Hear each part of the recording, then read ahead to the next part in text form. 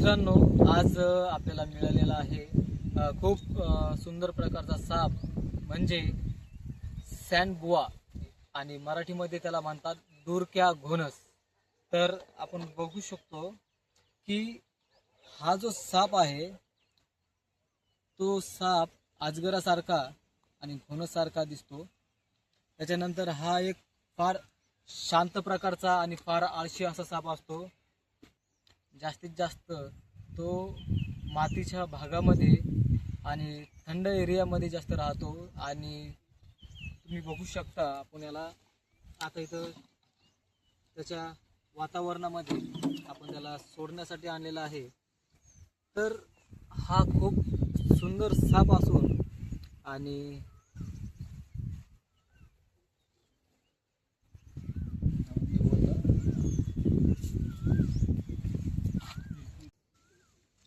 तर हा साप दिसायला अजगरासारखा दिसतो आणि याची उंची म्हटलं तर 2 ते 2.5 फुटापर्यंत याची वहाड असते. त्याच्यानंतर भरपूरसे लोक त्याची शेपटी बघून शेपटी दाखवा शेपटी बघून त्याला कोणी मांडूळ म्हणून देखील असं विचार करतात की हा साप मांडूळ वगैरे असू शकतो, पण तसं काही नाही. तुम्ही बघू शकता, हा एक शांत प्रकारचा साप आहे. त्याच्या तोंडापाशी माझा हात आहे तरी देखील तुम्हाला सावत नाहीये. हा एक खूप शांत आणि आळशी प्रकारचा साप आहे.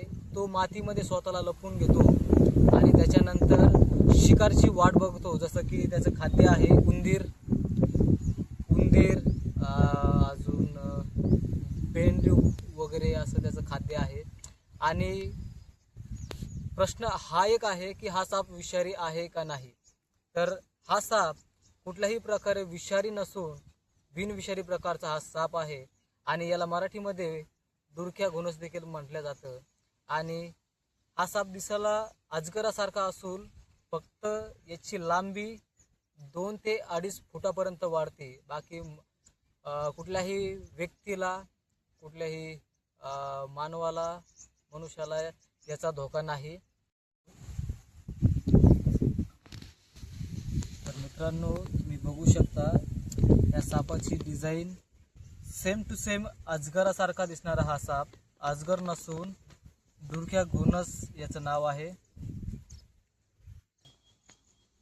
तर मित्रांनो, आता आपण त्याला त्या जंगल एरियामध्ये त्याच्या आवडतीच्या ठिकाणी आता आपण त्याला रिलीज करणार आहोत.